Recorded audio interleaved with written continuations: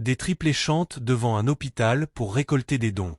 Le chirurgien sort et murmure « Je connais cette voix. S'il vous plaît, aidez notre maman. » 3 enfants, des triplés âgés de 7 ans tout au plus, se tenaient devant le Grady Crest Hospital, leur petite voix brisant le silence de la nuit. Sous un lampadaire vacillant, ils chantaient de toute leur force. Leurs souliers du dimanche étaient éraflés, leurs chapeaux tendus pour recevoir des pièces. « Elle ne peut pas respirer », sanglota le petit garçon. « Ils ont dit qu'ils ne la soigneront pas si on ne paie pas. » Un murmure de stupeur parcourut la petite foule rassemblée sur le trottoir. Des infirmières, en pause cigarette, s'arrêtèrent. Un chauffeur de taxi coupa son moteur. Même des inconnus, absorbés par leur quotidien, sentirent leur cœur se serrer en voyant ces enfants dont les harmonies portaient une douleur trop lourde pour leur âge. Puis, les portes vitrées s'ouvrirent. Un homme en blouse sortit. Le docteur Marcus Reed, étoile montante de la chirurgie cardiaque à Atlanta, connu pour sa précision et son sang-froid. Mais à l'instant où la mélodie des enfants l'atteignit, son pas chancela. Il se figea. Cette chanson. Sa voix se brisa d'incrédulité. L'air le ramena des années en arrière. Les nuits d'université, la musique crachant des enceintes bon marché, une fille au rire clair comme le printemps. Il murmura « Je connais cette voix ». Les enfants chantèrent plus fort, serrant contre eux une feuille froissée intitulée Omagen. Leur voix montait dans la nuit, désespérée, inflexible. La poitrine de Marcus se serra. À l'étage, une femme luttait pour sa vie. Et bien qu'il n'ait pas encore entendu son nom, chaque note lui criait la vérité. Tiana.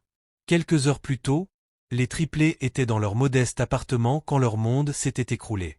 Leur mère, Tiana Price, suffoqua, sa poitrine sifflante tandis qu'elle s'affaissait sur le canapé. « Maman, réveille-toi » cria Nova en la secouant doucement. Miss Ruby, la voisine du dessous, surgit et composa le 911 d'une main sûre, habituée au chaos. Les sirènes déchirèrent la nuit tandis que les urgentistes emmenaient Tiana dans l'ambulance. Les triplés se blottirent les uns contre les autres en silence, les joues trempées de larmes. Miss Ruby les serra contre elle, déclarant « On vient aussi ». Et son ton ne laissait aucune place à la discussion. À l'hôpital, les néons brûlaient tandis qu'un agent d'accueil tapait, fronçait les sourcils et lâchait une phrase plus glaciale que l'acier. Assurance refusée. Paiement exigé avant toute opération. Les mots coupèrent net, plus tranchants qu'un scalpel. Les triplés ne comprenaient pas tout, mais assez. Pas d'argent, pas d'aide. Alors, ils firent la seule chose qu'ils savaient faire. Dehors, sous le lampadaire, ils déplièrent les vieilles paroles de leur maman et se mirent à chanter. Leur voix tremblait au début, mais l'harmonie gagna en force, attirant peu à peu les passants. Marcus s'approcha, s'agenouilla pour être à leur hauteur. « Où avez-vous appris cette chanson ?» Nova redressa le menton. « C'est maman qui l'a écrite. Elle est à l'intérieur, mais ils veulent pas l'aider parce qu'on n'a pas d'argent. » Le souffle de Marcus se coupa. Il remarqua leurs fossettes, leurs regards sans peur. Quelque chose bougea au plus profond de lui, une possibilité qu'il n'avait jamais osé imaginer. Avant qu'il n'en demande plus, un agent de sécurité s'avança. « Pas de stationnement ici. Circulez. » Marcus se redressa de toute sa hauteur, sa voix dure comme l'acier. « Ils sont avec moi. » Le garde s'immobilisa en voyant l'insigne sur sa blouse. Marcus se tourna de nouveau vers les enfants, sa voix soudain fragile, presque brisée, continuait à chanter. « Ne laissez personne vous arrêter. » Et tandis qu'il disparaissait dans l'hôpital, leur harmonie le suivit, résonnant dans sa poitrine comme un battement qu'il ne pouvait ignorer. À l'étage gisait Tiana, la femme qu'il avait autrefois aimée. Et dehors se tenaient 3 enfants qui pourraient bien être les siens. Les pas de Marcus résonnaient dans le couloir tandis qu'il luttait contre les pensées qui tourbillonnaient dans sa tête.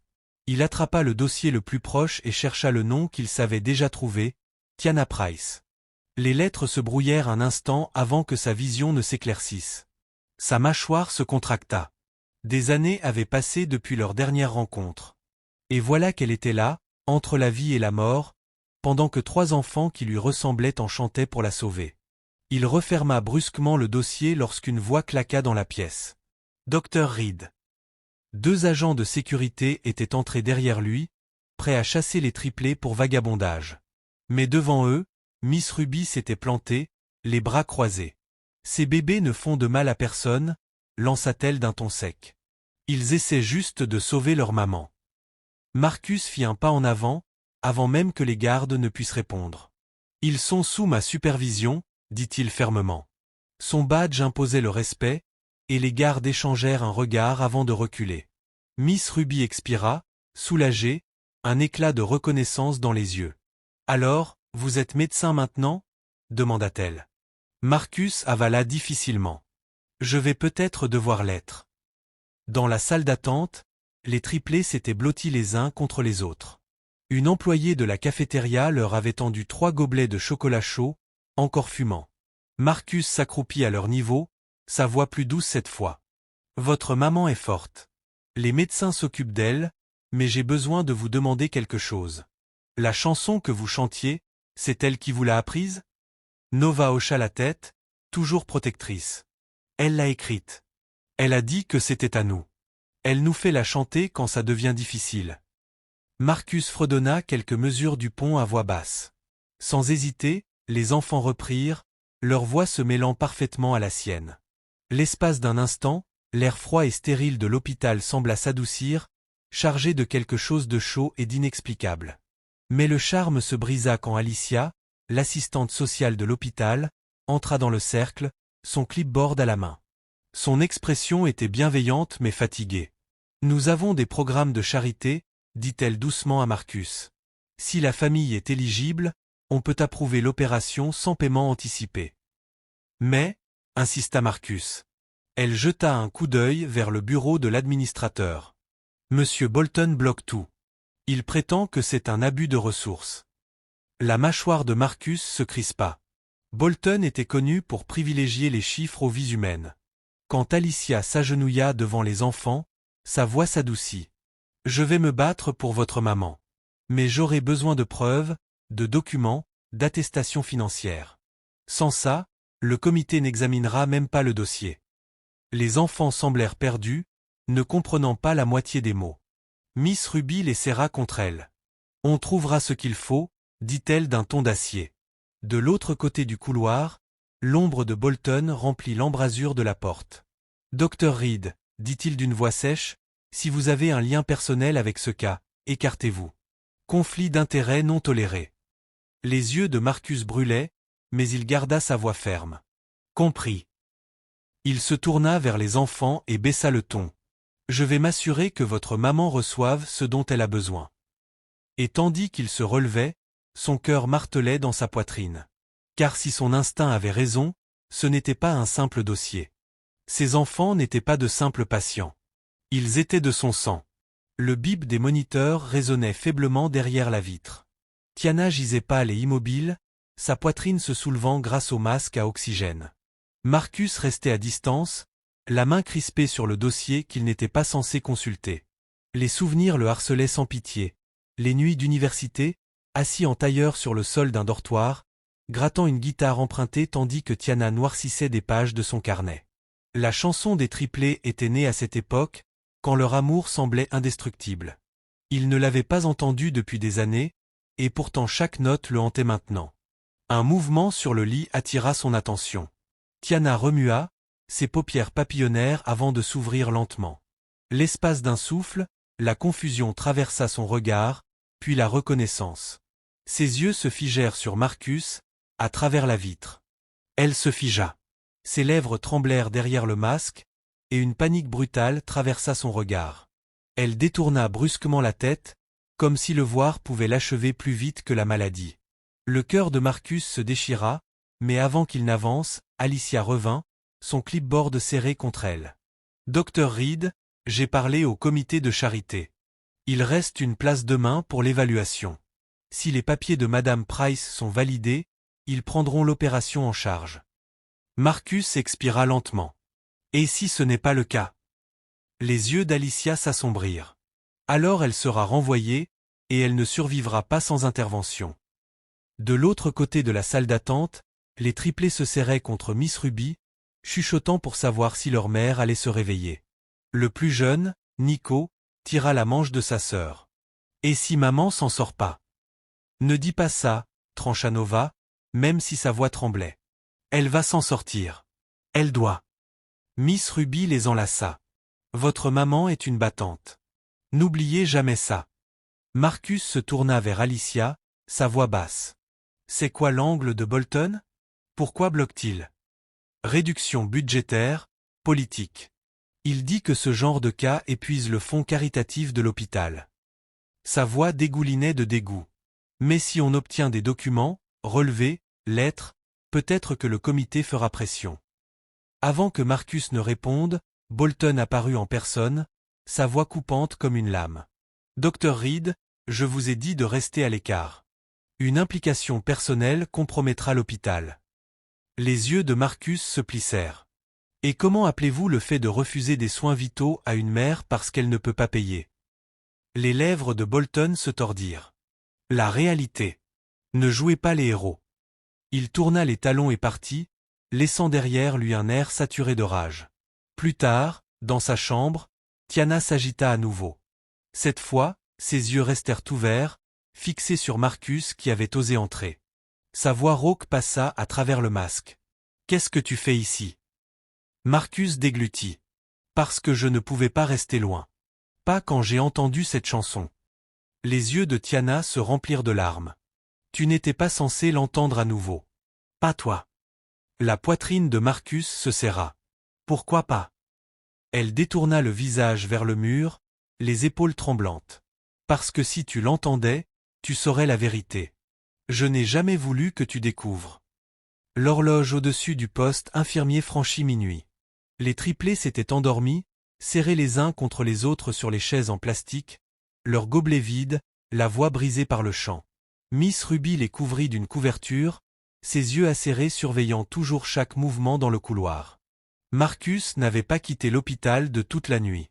Il se tenait au bout du couloir, les bras croisés, tentant de calmer sa respiration. Les mots de Tiana résonnaient encore. « Parce que si tu l'entendais, tu saurais la vérité. Je n'ai jamais voulu que tu découvres. » Il voulait des réponses, mais plus que tout, il voulait la sauver. Pendant ce temps, à l'extérieur, la ville n'avait pas oublié les enfants. L'infirmière qui avait filmé leur chant l'avait mis en ligne sur les réseaux sociaux. À l'aube, la vidéo avait enflammé Atlanta. Des milliers de partages, des légendes pleines de compassion. 3 enfants qui supplient devant l'hôpital pour sauver leur maman. Pourquoi le système de santé est-il ainsi? Au matin, les triplés étaient déjà en tendance. Dans la cafétéria de l'hôpital, Marcus défilait sur son téléphone, le ventre noué en entendant leurs petites voix résonner à travers l'écran. Le monde les voyait désormais, la ville entière réclamant justice. Mais il savait qu'une telle attention pouvait être dangereuse pour les enfants, pour Tiana, et peut-être pour lui-même. À la table voisine, Miss Ruby fronça les sourcils lorsqu'un homme en costume élégant s'installa face à elle. Son sourire n'était que dents. « Je m'appelle Dr Collins », dit-il en tendant une carte de visite au triplé. « Je gère des talents. Vous êtes devenus viraux cette nuit. Tout le monde parle de vous. Vous êtes des stars, maintenant. Avec mon aide, on peut décrocher un contrat d'enregistrement, de l'argent, peut-être même un vrai deal musical. » Les yeux de Nova brillèrent, mais Miss Ruby se raidit. « Ce ne sont pas des chanteurs à louer, » claqua-t-elle. « Ce sont des enfants qui s'inquiètent pour leur maman. » Docteur eut un petit rire mielleux. « Je parle justement de l'aider, leur maman. Des concerts en studio, des sponsors. On peut récolter 10 fois plus d'argent qu'avec ce petit chapeau dehors. » Les triplés échangèrent un regard, partagé entre l'espoir et la peur. Depuis le comptoir, Marcus, qui avait tout entendu, s'avança. Sa présence emplit l'espace. Il se pencha, sa voix basse et dangereuse. « Éloignez-vous d'eux. » Le sourire de docteur se figea. « Et vous êtes quoi, leur médecin? Leur manager? Quelle différence? Quelqu'un doit bien payer les factures. » Docteur ricana. « À moins que vous ne prévoyiez de payer l'opération vous-même. » Les yeux de Marcus se durcirent. « Partez. Maintenant. » Pour la première fois, Docteur sembla percevoir l'acier sous le calme de Marcus. Il se leva, boutonna sa veste et remit sa carte dans sa poche. « Réfléchissez Y. Je serai dans le coin. » Ses chaussures claquèrent sur le sol jusqu'aux portes qu'il franchit. Miss Ruby grommela entre ses dents. « Charognard. » Plus tard ce matin-là, Alicia déboula dans la salle d'attente, son téléphone vibrant sans arrêt. La vidéo est devenue virale, dit-elle, essoufflée. Des journalistes appellent déjà, ils posent des questions sur les enfants, sur l'hôpital. Des dons affluent déjà. Les triplés se redressèrent. Ça veut dire que l'opération de maman est payée? Demanda Nico avec espoir. Le sourire d'Alicia s'éteignit un peu. Pas exactement. L'argent n'est pas encore dans les mains de l'hôpital. Les fonds en ligne prennent du temps à être validés, et M. Bolton m'a déjà dit qu'il n'y toucherait pas avant. Marcus laissa échapper un juron à voix basse. Encore la bureaucratie. Bolton tirerait les délais jusqu'à ce qu'il soit trop tard. Mais les voix des enfants avaient dépassé les murs de l'hôpital. La ville écoutait, et Marcus savait que Bolton ne pourrait pas les faire taire éternellement. Ce soir-là, Marcus se retrouva seul devant la chambre de Tiana. À travers la vitre, il la regardait dormir, sa poitrine se soulevant avec peine sous le masque à oxygène. Il se souvenait de la façon dont elle avait détourné le regard, de ses paroles tremblantes de culpabilité. Il posa sa main contre la vitre froide. « Tiana, murmura-t-il, pourquoi tu ne m'as rien dit ?» Derrière lui, des pas résonnèrent. La voix basse mais ferme de Miss Ruby répondit à sa place. Peut-être parce qu'elle voulait te protéger. Marcus se retourna, surpris. Le regard de Ruby était toujours aussi perçant.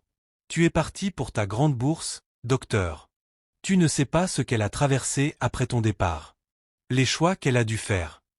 Avant que Marcus ne puisse répondre, une agitation éclata dans le hall. Des voix montaient, le grésillement des radios de sécurité. Les triplés avaient recommencé à chanter, cette fois à l'intérieur de l'entrée de l'hôpital, décidés à se faire entendre. Une foule se formait, les téléphones brandis, des directs lancés en ligne.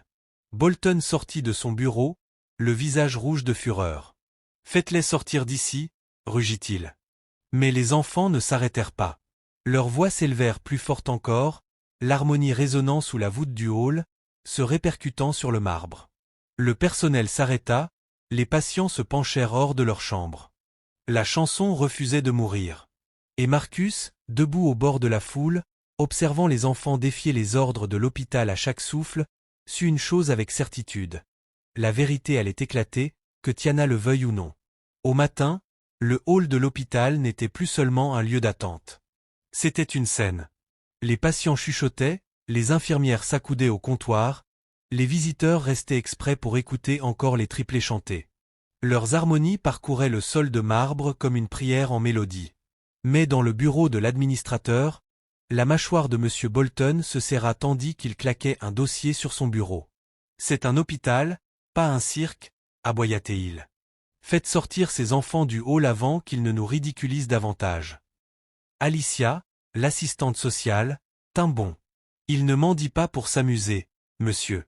Leur mère est en train de mourir. »« Alors peut-être qu'elle aurait dû avoir une assurance, » répliqua Bolton, froid. « Les règles sont les règles. Les places caritatives sont limitées, et on ne va pas en gaspiller une sur quelqu'un qui n'a pas prouvé sa misère. » Ce mot prouvé pesait comme une pierre dans l'estomac d'Alicia.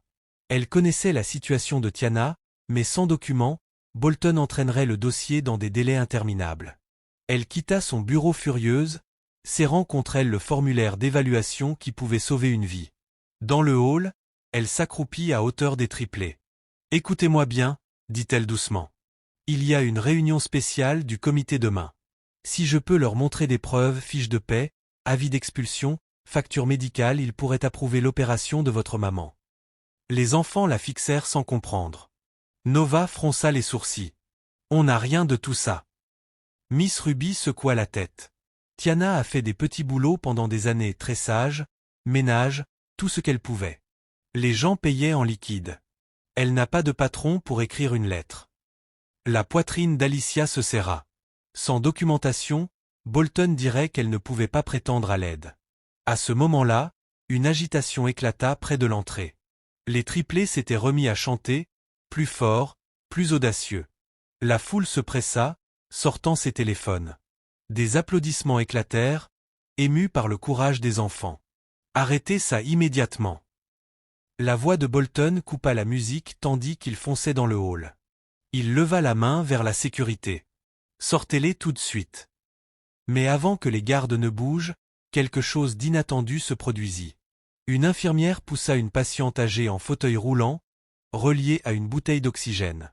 La vieille femme leva une main tremblante. « Laissez-les.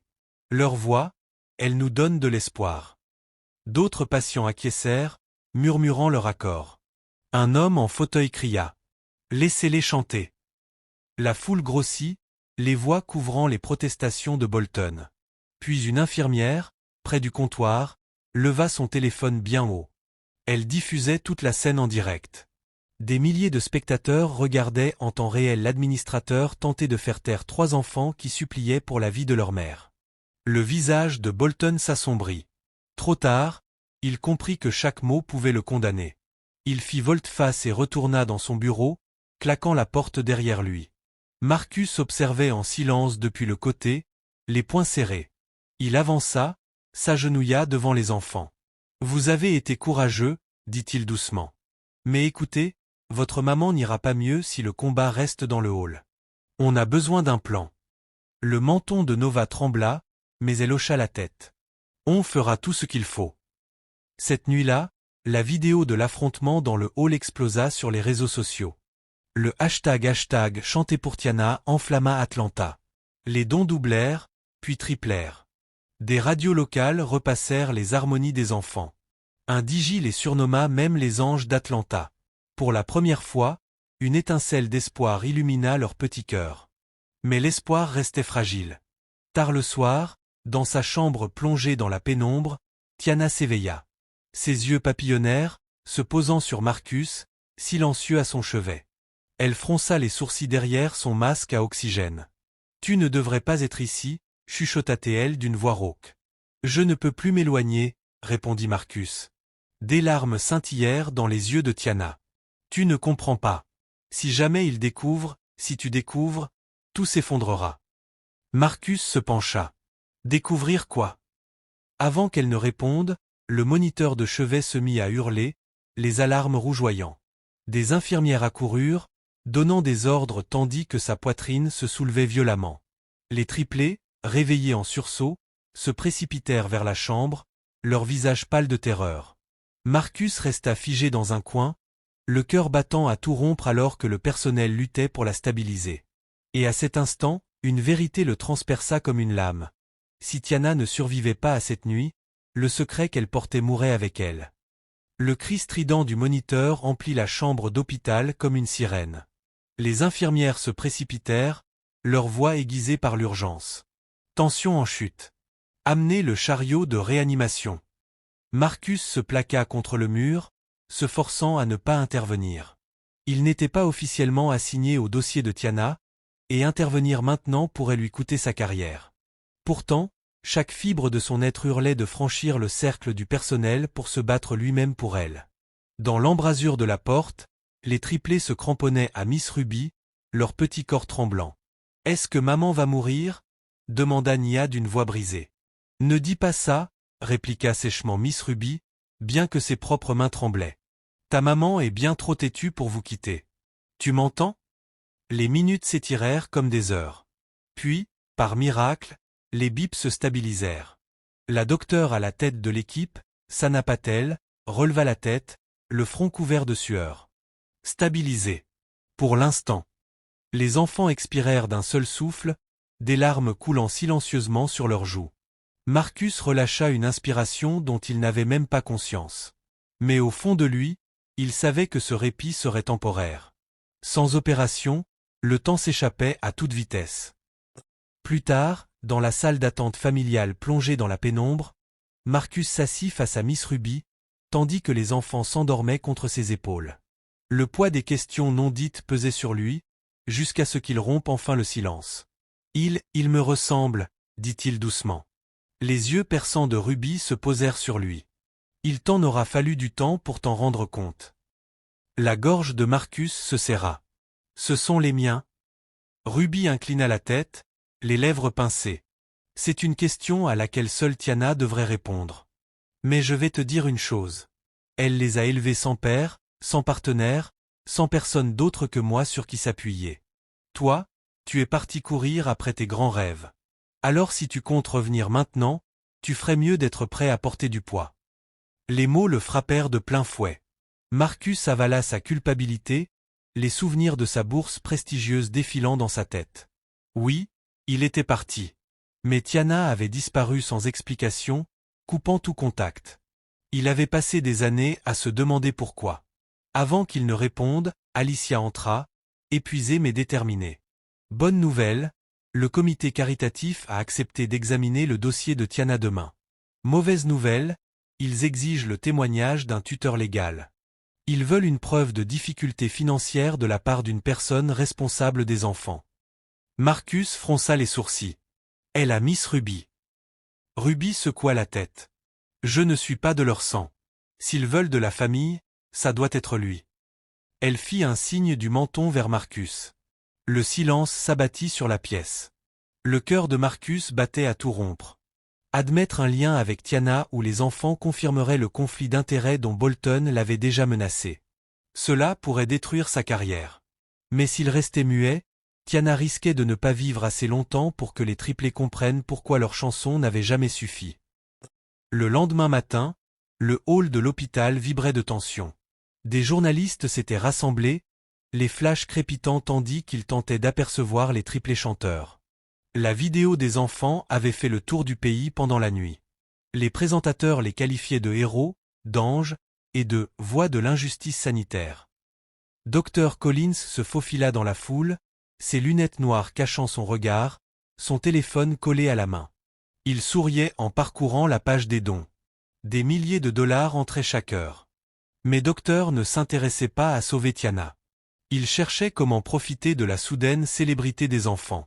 À l'étage, Marcus se penchait sur le bureau des infirmières quand la docteure Patel s'approcha. « Ces chiffres ne s'améliorent pas », dit-elle sans détour. « Nous devons opérer dans les 48 heures ou nous risquons de la perdre. Je programme le bloc, mais sans l'approbation de Bolton, le dossier n'avancera pas. » La mâchoire de Marcus se contracta. « Je lui obtiendrai cette place. » Patel le scruta. « Vous tenez à cette femme ?» Il ne répondit pas. Il n'en avait pas besoin. Cet après-midi-là, Marcus entra enfin dans la chambre de Tiana, alors que les enfants faisaient la sieste. Elle était faible mais éveillée, ses yeux fatigués suivant chacun de ses gestes. « Tu devrais te reposer, dit-il doucement. « Tu devrais partir, murmura-t-elle. Il ignora la piqûre. Ces enfants, ce sont les miens, pas vrai. Ses yeux vacillèrent, la panique traversant son regard une seconde avant qu'elle ne détourne la tête. Tu me dois la vérité, Tiana, insista-t-il, la voix brisée par le poids des années. J'ai passé des nuits à me demander pourquoi tu m'avais exclu. Pourquoi tu n'as jamais répondu? Est-ce que ton père t'a fait peur? Tu pensais que je ne me serais pas battu pour toi? Des larmes perlèrent dans ses yeux. Ce n'était pas si simple, Marcus. Alors dis-moi, la pressa-t-il. Parce que quand je les regarde, je vois mon reflet. Ses lèvres tremblèrent, mais elle ne dit rien. Pendant ce temps, dans la salle du conseil, Alicia affrontait Bolton et le comité caritatif.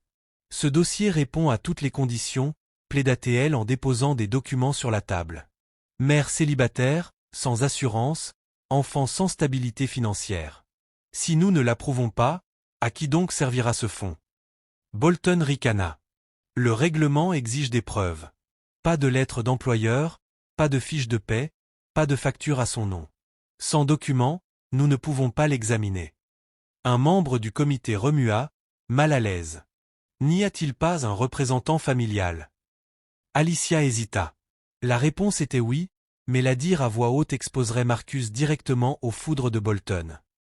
Dans le couloir, les triplés collaient leur visage à la vitre de la chambre de leur mère. Elle a l'air si fatiguée, murmura Nova. Nia serra la main de Nico. Et si le comité dit non? Les yeux de Nico se remplirent de larmes. Alors on chantera plus fort. Leur voix tremblait en fredonnant Omagen, tentant d'envoyer de la force à travers les murs. Marcus les observait derrière eux, le cœur serré. Il savait ce qu'il devait faire.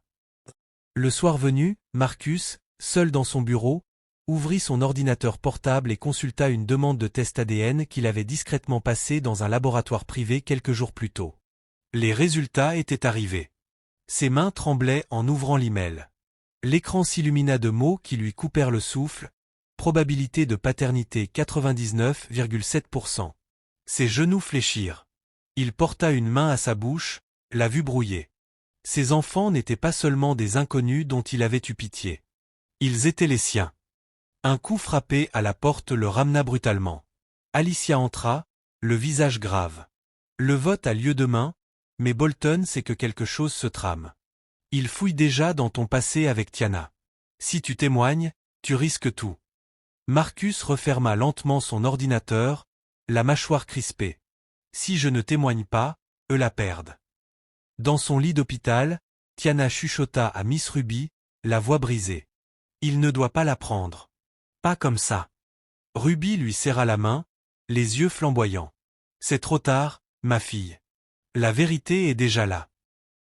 Le lendemain matin, la lumière du soleil baignait les vitres de l'hôpital, mais les triplés ne la remarquaient pas. Le ventre noué, ils serraient les mains de Miss Ruby en attendant devant la salle du conseil. À l'intérieur, un panel d'administrateurs au visage fermé débattait du sort de leur mère. Marcus faisait les 100 pas dans le couloir, les résultats ADN brûlant dans sa poche. Une vérité qu'il n'avait encore révélée ni à Tiana ni à quiconque. Il voulait la crier au monde, ce sont mes enfants. Mais il savait aussi ce que Bolton ferait de cette information. Un seul faux pas et tout s'écroulerait. Les triplés s'agitaient, impatients. Pourquoi ça prend si longtemps? Chuchota Nico. Parce que des types comme Bolton traînent les pieds exprès, grogna Ruby. Ne t'en fais pas, mon chéri. On ne lâchera pas. Avant que Marcus ne réponde, Dr Collins apparut, se pavanant dans le couloir, costume sur mesure et sourire carnassier. Il brandit un flyer glacé. Devinez quoi, les enfants? Vous êtes célèbres maintenant. Un centre commercial organise un concert caritatif. Ils veulent que vous soyez les têtes d'affiche. Les yeux de Nova s'écarquillèrent. Un concert pour nous. Exactement, répondit Docteur. Grande scène, grande foule. Vous chantez, les gens donnent, et l'argent coule pour votre maman. C'est une chance unique. Miss Ruby plissa les yeux. Et toi, tu comptes encore prendre combien au passage, docteur? Il porta une main à son cœur, faussement outré. S'il vous plaît, je leur offre de la visibilité. Et le centre commercial verse un gros chèque. Il le mérite. Marcus s'avança, sa voix basse et tranchante. Tu ne vas pas les entraîner dans tes magouilles. Ce sont des enfants, pas ton tiroir-caisse. Docteur ricana. Des enfants qui ont besoin d'argent vite? Tu vas les empêcher de sauver leur mère? Ou bien tu as juste peur qu'ils réussissent sans toi? Les mots flottèrent, lourds. Les triplés passèrent de Marcus à Docteur, déchirés. Ils voulaient croire Marcus, mais Docteur agitait la seule chose dont ils avaient le plus besoin, l'espoir. Plus tard dans l'après-midi, la décision tomba. Alicia sortit de la salle du conseil, le visage fermé. Ils ont encore reporté, dit-elle. Ils veulent plus de documents avant d'approuver l'aide caritative. Ruby jura entre ses dents. Des documents? Quelle preuve de plus leur faut-il? La femme est en train de mourir. Les larmes jaillirent des yeux de Nia. Alors maman ne peut toujours pas être opérée. Alicia s'agenouilla pour l'enlacer. Pas encore, ma chérie. Mais on ne s'arrêtera pas. Les poings de Marcus se crispèrent. Chaque heure perdue était un risque supplémentaire pour la vie de Tiana. Il était chirurgien, formé pour agir, pas pour rester inactif. Et pourtant, le voilà enchaîné par la politique et les papiers. C'est alors que Docteur sauta sur l'occasion. Vous entendez? L'hôpital ne lèvera pas le petit doigt. Mais le spectacle de demain? C'est de l'argent garanti. Du vrai cash que vous pouvez utiliser tout de suite. De quoi forcer l'opération. Les yeux des enfants brillèrent d'espoir désespéré. Même Ruby hésita, tiraillée entre ses instincts et la réalité. Le lendemain, le centre commercial grouillait de monde. Une scène improvisée avait été dressée dans l'atrium, éclairage vif et banderoles annonçant la collecte caritative. Docteur paradait en coulisses, souriant comme un roi. C'est le moment, les enfants. Chantez de tout votre cœur. Je m'occupe du reste. Ruby fronça les sourcils en voyant le contrat. 60% pour toi? T'es tombé sur la tête. C'est les frais standards de gestion, mentit docteur avec aplomb. Vous signez ou pas de spectacle. Ruby s'apprêta à le déchirer, mais Nova lui saisit le bras. S'il te plaît, tante Ruby. On doit essayer. Ruby se figea, partagée entre protéger les enfants et respecter leur foi. Finalement, elle repoussa le papier contre la poitrine de docteur. On ne signe rien. Ils chanteront, mais tu ne verras pas un centime que tu ne mérites pas. Les enfants montèrent sur scène. La foule se tut, puis éclata en applaudissements quand leurs voix s'élevèrent en harmonie. Les téléphones se levèrent, les directs se lancèrent, et les dons affluèrent directement grâce au QR code qu'Alicia avait installé. La part de docteur s'évanouit, remplacée par le lien authentique devenu viral. Mais Bolton n'était pas resté inactif. Depuis son bureau, il appela la sécurité du centre commercial. Faites cesser ça. Risque de responsabilité. La réputation de l'hôpital est en jeu. Quelques minutes plus tard, les agents tentèrent de faire descendre les enfants de la scène. Le public hua, réclamant qu'on les laisse tranquilles. Ils chantent pour leur maman, cria un homme. Les huées devinrent des slogans. Laissez-les chanter. Laissez-les chanter. Marcus fendit la foule, sa présence imposante. Il attrapa le micro, sa voix résonnant dans tout l'atrium. Ces enfants ne devraient pas avoir à supplier pour des soins de base. Voilà ce qui arrive quand un système place le profit au-dessus des gens. La foule éclata en acclamations, les caméras crépitaient, les journalistes se ruaient pour immortaliser l'instant. Le chirurgien le plus en vue d'Atlanta venait de défier publiquement son propre hôpital. Docteur, posté en coulisses, regardait avec rage son pactole s'envoler sous ses yeux. Il siffla dans son téléphone. Très bien, si je ne peux pas récupérer l'argent proprement, je trouverai un autre moyen. À l'hôpital, Bolton fulminait en voyant les images défiler sur les chaînes locales. Reed a franchi la ligne, marmonna-t-il à son assistant. S'il pense pouvoir transformer ça en coup de pub, il se trompe lourdement. D'ici demain, il regrettera. Pendant ce temps, dans son lit, Tiana regardait la rediffusion du direct sur le téléphone de Ruby. Son cœur se gonfla à la fois de fierté et de crainte. Il risque tout, murmura-t-elle. Ruby serra sa main. Parce qu'il connaît la vérité maintenant. Tu ne pourras pas la cacher éternellement. Tiana ferma les yeux, les larmes glissant sur ses joues. S'ils témoignent, ils le détruiront. Et je ne sais pas si je peux supporter de le voir perdre sa carrière à cause de moi. Cette nuit-là, les triplés se blottirent les uns contre les autres, leurs petites voix priant en chuchotant. S'il vous plaît, faites que maman aille mieux. Faites qu'ils écoutent demain.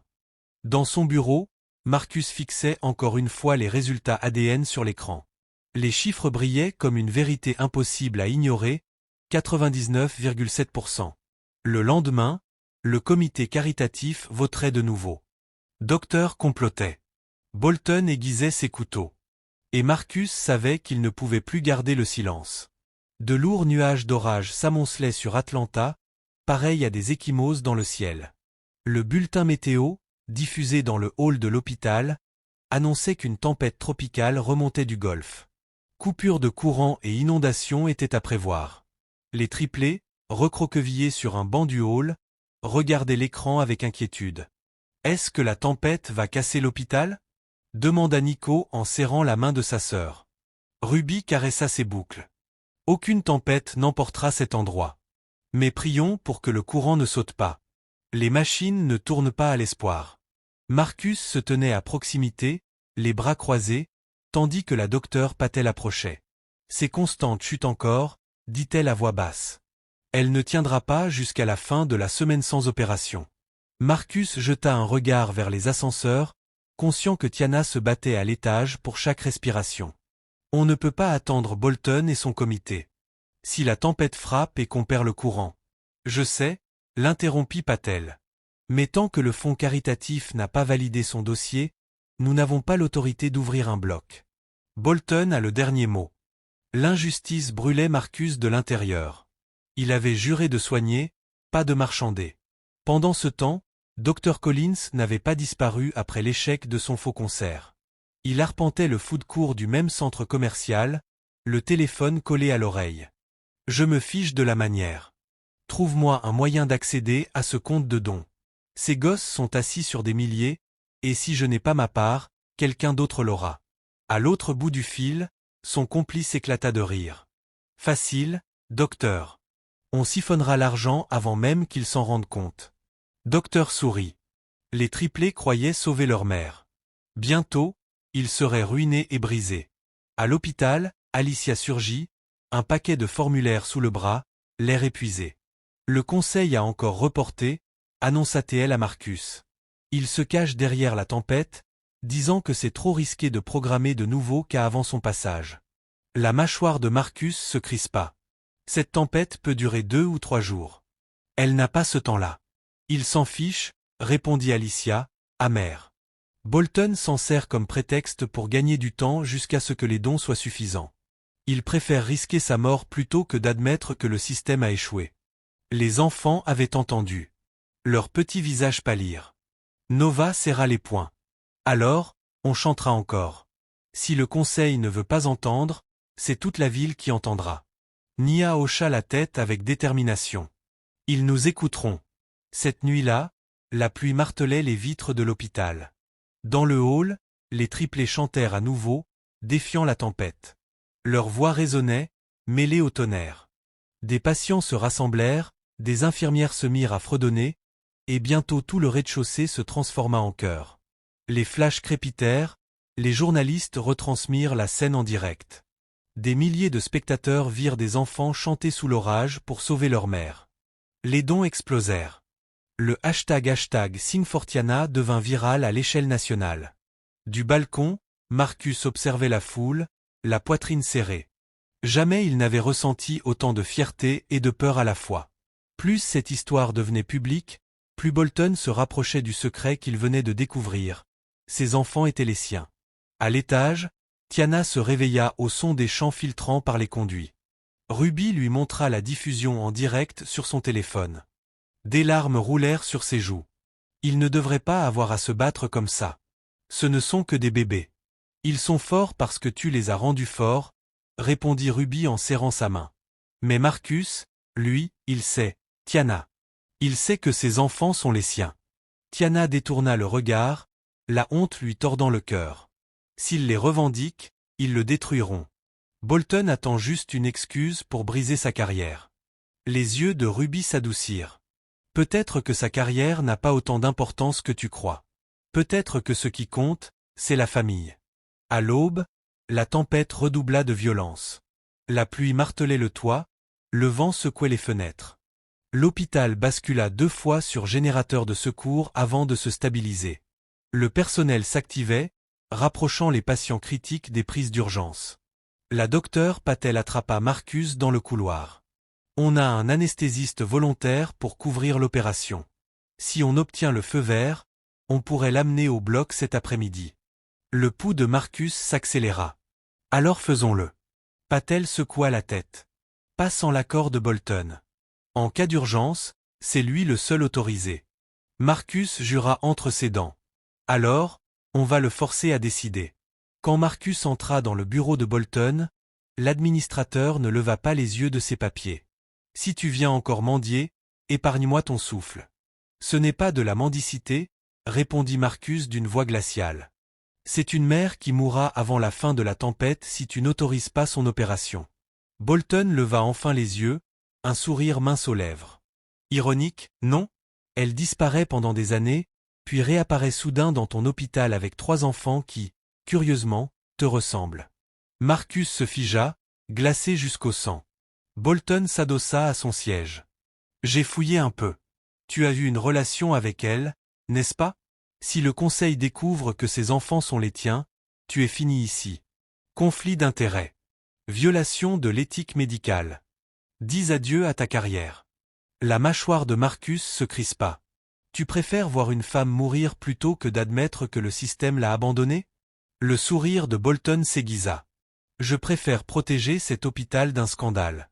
Si tu tiens à elle, éloigne-toi. Laisse-la partir. Sauve-toi. Marcus quitta la pièce en furie, le sang bouillonnant dans ses veines. Pendant des années, il avait dédié sa vie à la médecine, à bâtir une réputation impeccable. Mais à présent, la vérité était claire. Le seul obstacle entre Tiana et la mort, c'était la cruauté de Bolton. Ce soir-là, l'orage atteignit son apogée. Les éclairs déchiraient le ciel, le tonnerre roulait comme des canons, et l'hôpital plongea dans l'obscurité avant que le générateur de secours ne reprenne faiblement vie. En bas, les triplés se serraient les uns contre les autres, effrayés mais déterminés. On doit continuer à chanter, murmura Nova. Si les lumières s'éteignent, nos voix seront la lumière.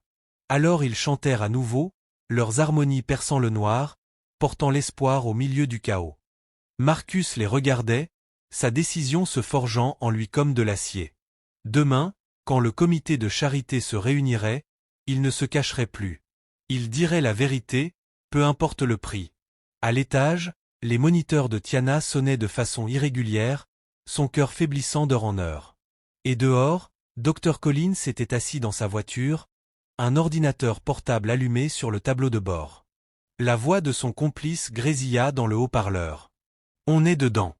On a détourné le compte des dons. Demain matin, chaque centime sera à nous. Docteur eut un sourire carnassier. Parfait. Laissez la ville pleurer. Le temps qu'ils comprennent, je serai loin.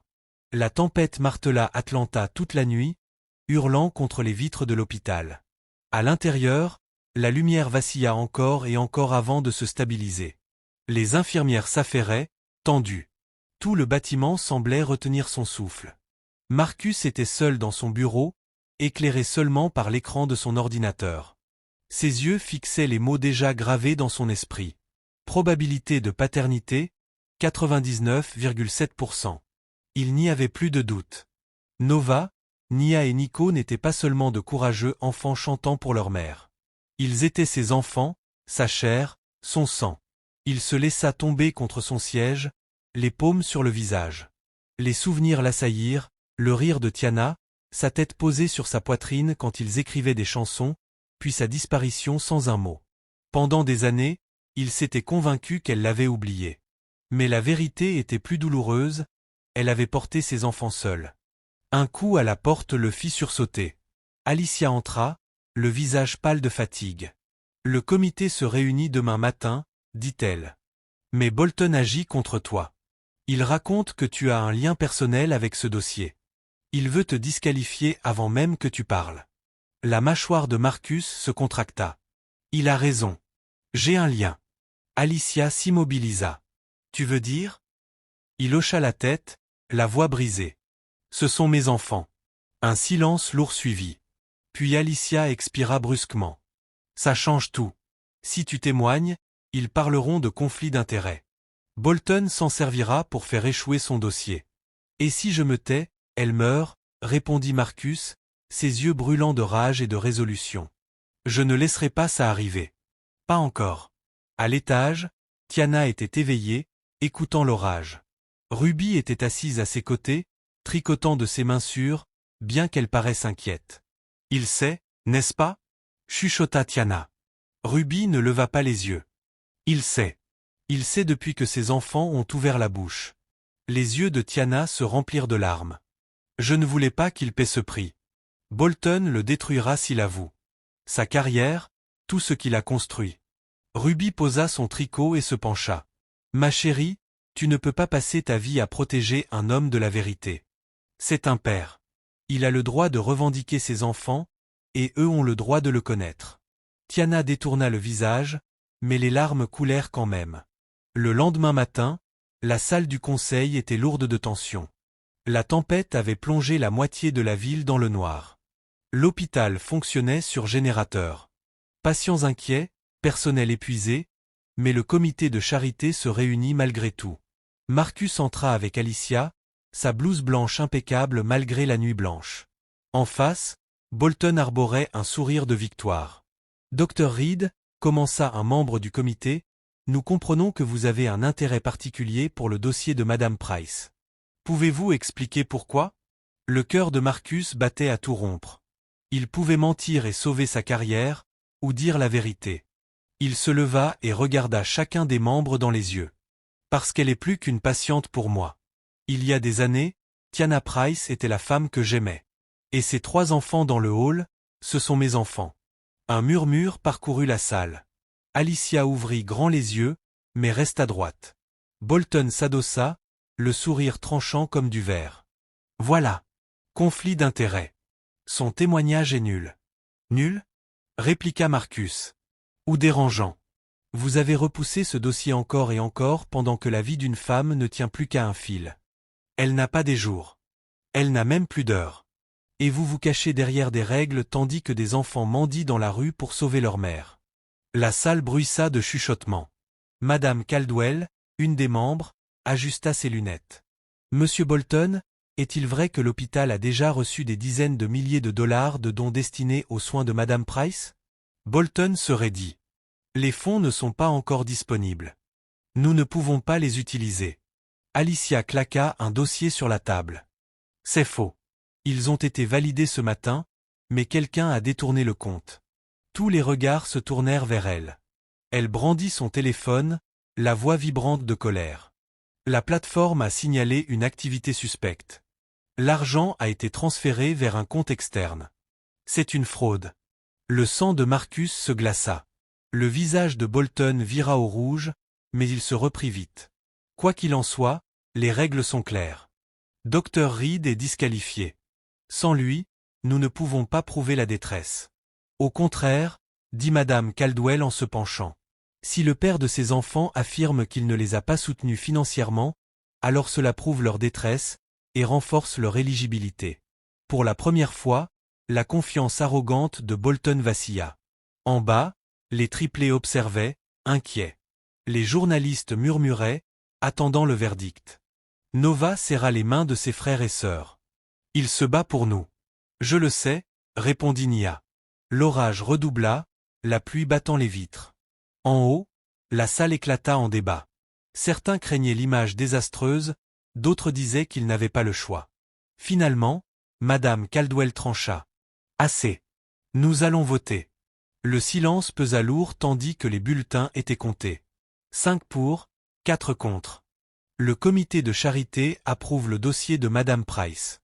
Son opération sera programmée immédiatement. Le soulagement inonda Marcus. Alicia s'affala, exhalant de triomphe.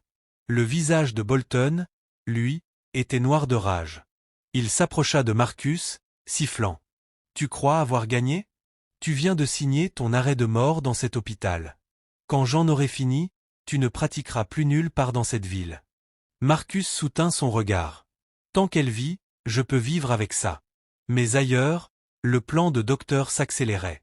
Chez lui, il fixait l'écran de son ordinateur où défilaient des lignes de code. « Presque fini, » dit son complice. « Quand ce transfert passera, le compte sera vide. Les gamins n'auront rien. » Docteur sourit. « Parfait. Quand l'opération sera terminée, ils comprendront qu'ils ont chanté pour rien. » Au même moment, dans sa chambre d'hôpital, Tiana suffoqua. Sa poitrine se serra. Les moniteurs hurlèrent tandis que ses constantes s'effondraient.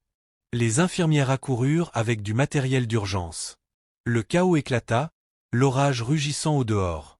Marcus, courant vers sa chambre, savait qu'avec ou sans l'accord du comité, il se pouvait déjà qu'il soit trop tard. L'orage martelait Atlanta de toute sa rage. La pluie frappait les vitres de Grady Crest Medical, le tonnerre ébranlait les murs. Soudain, les lumières s'éteignirent dans un crépitement sec. Un instant de silence. Pas de machine. Pas de voix. Juste la tempête dehors. Puis les alarmes retentirent, stridentes, les générateurs de secours s'allumant faiblement. Les couloirs baignaient dans une lueur irrégulière. Les infirmières se hâtaient, les visiteurs s'accrochaient les uns aux autres, le cœur battant. Dans l'USI, Marcus se précipita vers la chambre de Tiana. Les moniteurs grésillaient, vacillant. Sa poitrine se soulevait péniblement. « Reste avec moi, Tiana, » murmura-t-il, serrant sa main. « Reste avec moi. » En bas, les triplés s'étaient blottis contre Ruby quand le courant avait sauté. Dans le noir soudain, Nico cria, agrippant ses sœurs. « Chut, mon petit. Ça va aller, » le rassura Ruby, bien que sa voix tremblât. Mais les yeux de Nia s'écarquillèrent. « Et si les machines s'arrêtent? Maman en a besoin. » Nova déglutit, puis, avec un courage bien trop grand pour ses 7 ans, se leva. « On ne peut pas laisser tout le monde avoir peur. Maman dit que la musique rend la peur plus petite. On doit chanter. » Ruby la fixa, interdite. « Maintenant? » Dans le noir? Oui, répondit Nova avec fermeté. Elle se tourna vers ses frères et sœurs. Venez. Pour maman. Alors les 3 enfants se mirent à chanter au milieu du hall. Leurs voix, d'abord tremblantes, se glissèrent à travers le chaos. Les patients levèrent les yeux. Les visiteurs s'arrêtèrent. Même le personnel ralentit, attiré par le son. Levez chaque voix et chantez. L'harmonie des triplés flotta dans l'obscurité, douce et rassurante. Peu à peu, la panique se calma. Les respirations se firent plus profondes. Une infirmière sourit à travers ses larmes. Un homme en fauteuil roulant essuya ses yeux. Au 6e étage, Alicia était coincée dans un ascenseur lorsque le courant avait sauté.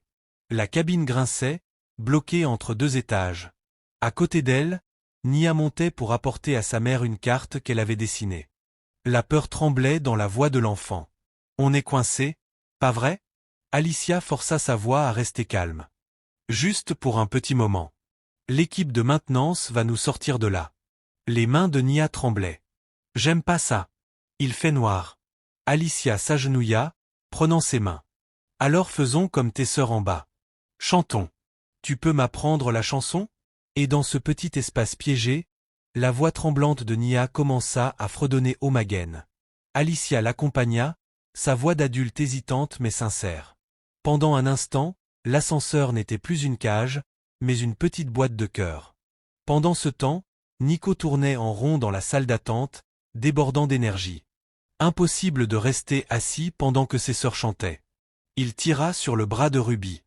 On doit t'aider plus. Les gens ont besoin d'eau. On peut leur en donner. Ruby fronça les sourcils, mais la détermination dans ses yeux la fit céder. Très bien. Va chercher des bouteilles au distributeur, mais reste où je peux te voir. Alors Nico devint un petit soldat de l'espoir, tendant des bouteilles aux mains fatiguées, offrant de petits sourires. Dehors, la tempête hurlait, mais à l'intérieur, des enfants portaient la lumière. À l'étage, Marcus faisait les 100 pas devant la réanimation alors que les machines clignotaient encore. Le docteur Patel passa en courant.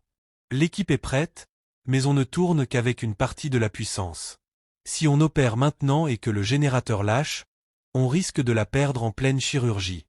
Les poings de Marcus se serrèrent. Et si on attend, on la perd quand même. Patel planta son regard dans le sien. Alors il faut plus de générateurs. La ville en envoie, mais ils n'arriveront que dans quelques heures. Marcus passa une main dans ses cheveux. Des heures qu'il n'avait pas. Puis une mélodie familière glissa par les conduits d'aération, faible mais reconnaissable. Omagen. Les triplés chantaient en bas, leur voix défiant la tempête. Marcus ferma les yeux, laissant le son l'ancrer. Il se tourna vers Patel, la détermination flamboyant dans ses yeux. On doit lui faire gagner du temps. Peu importe le prix. Sur le parking, des phares transpercèrent la pluie. Un convoi de vent arriva, des générateurs attachés à des remorques. Des hommes en ciré jaillirent, déchargeant l'équipement. L'un d'eux, un pasteur d'une église locale, cria par-dessus le tonnerre. La voix de ses enfants a soulevé toute la ville. On ne laissera pas les lumières s'éteindre sur leur maman. Depuis la fenêtre du hall, Ruby vit les camions et porta la main à sa poitrine. Seigneur, tu réponds aux prières plus vite que l'éclair. La foule applaudit alors que les machines ronronnaient, insufflant une nouvelle énergie dans les veines de l'hôpital. Mais tout le monde ne se réjouissait pas. À l'étage, Bolton bouillonnait dans son bureau. Il avait espéré que la tempête force un report, tuant l'affaire en silence. Mais au lieu de ça, la voix des enfants avait rallié toute la ville. Il frappa son bureau du poing. Si ça tourne en cirque médiatique, c'est ma tête qui tombera. Reed croit être un héros. On verra s'il le reste quand j'aurai détruit sa carrière. À minuit, le pire de la tempête était passé, mais la ville baignait encore dans l'obscurité. À l'intérieur de l'hôpital, les triplés étaient assis par terre, leur voix rauque mais tenace. Marcus s'approcha enfin d'eux, s'agenouilla pour les regarder dans les yeux, sa voix douce. Vous ne savez pas ce que vous avez fait ce soir. Vous n'avez pas seulement sauvé votre maman, vous avez sauvé tout l'hôpital. Nova battit des cils, épuisé. On a bien fait? Il sourit, la gorge serrée. Vous avez fait mieux que bien. Vous avez accompli un miracle. Ils esquissèrent un faible sourire, s'appuyèrent les uns sur les autres, et s'endormir enfin. Mais dans l'ombre du parking, Dr Collins était assis dans sa voiture, l'ordinateur portable brillant sur ses genoux. La voix de son complice bourdonna dans le haut-parleur. Transfert terminé. Les dons sont vidés. Demain matin, le compte affichera 0. Docteur ricana. Parfait. Laissez la ville célébrer. Demain, ils comprendront qu'ils ont chanté pour rien. Dans sa chambre d'hôpital, Tiana remua faiblement. Ses paupières battirent, sa voix faible. Marcus. Il se pencha, lui prenant la main. Je suis là. Ses lèvres tremblèrent. Promets-moi, quoi que Bolton fasse, que tu ne laisseras pas les enfants porter ce fardeau seul. La poitrine de Marcus se serra. Je te le promets. Les machines bipaient régulièrement pour l'instant, mais il savait que le temps pressait. La chirurgie était inévitable. Et tout comme l'affrontement avec Bolton. À l'aube, la tempête s'était dissipée, laissant Atlanta meurtrie et inondée. Les rues jonchées de branches, les feux clignotant au rouge, des quartiers entiers plongés dans le noir. Mais à l'hôpital Grady Crest, une lumière n'avait pas faibli de la nuit. Les voix de 3 enfants qui avaient refusé d'arrêter de chanter. Leur chant avait été diffusé en direct pendant la panne. Au matin, des millions l'avaient vu. Des animateurs radio rejouaient l'extrait. Des émissions matinales louaient leur courage. Des inconnus les appelaient « le cœur d'Atlanta ». Mais dans la salle du conseil, la célébration était la dernière chose à laquelle Bolton pensait. Il jeta un journal sur la table, furieux. À la une, des triplés chantent pendant la tempête alors que leur mère lutte pour sa vie. Madame Caldwell, imperturbable, soutint son regard. Peut-être parce que cette famille mérite de l'aide. Les lèvres de Bolton se retroussèrent. Il ne mérite pas de ruiner cet hôpital. Quant au docteur Reed, ses yeux se plissèrent. Il est fini ici. Je m'en assurerai. Pendant ce temps, à la cafétéria, Ruby tendit au triplé des assiettes de pancakes, offerts par une infirmière compatissante. Leur voix était éraillée d'avoir chanté toute la nuit, mais leur joie brillait. On a sauvé maman, murmura fièrement Nico. Ruby embrassa ses boucles. Bébé, vous avez donné de l'espoir à toute une ville. Puis Alicia entra précipitamment, le visage blême, son téléphone serré dans la main. Le compte des dons, balbutia-t-elle. Il est vide. Chaque dollar a disparu. Nova se figea, sa bouchée suspendue. Comment ça, disparu? Quelqu'un l'a piraté, dit Alicia d'une voix tremblante. Tout l'argent que les gens ont donné, des dizaines de milliers, détourné vers un compte privé. Impossible de le tracer pour l'instant. Les mains de Ruby tremblaient de colère. Ce serpent. Docteur. Les triplés se regardèrent, la panique montant. Mais maman a besoin de cet argent. Cria Nia. On ne peut pas la laisser mourir. Marcus arriva juste au moment où leur voix se brisait. Alicia se tourna vers lui, les larmes aux yeux. Sans ces fonds, Bolton va tenter de renverser l'approbation. Il dira que le dossier n'est plus finançable. La mâchoire de Marcus se contracta. Pas si je l'arrête. Cet après-midi-là, Tiana se réveilla à nouveau, respirant difficilement, chaque souffle une lutte. Marcus était assis à ses côtés, sa main flottant au-dessus de la sienne. Ton dossier a été accepté, lui dit-il doucement.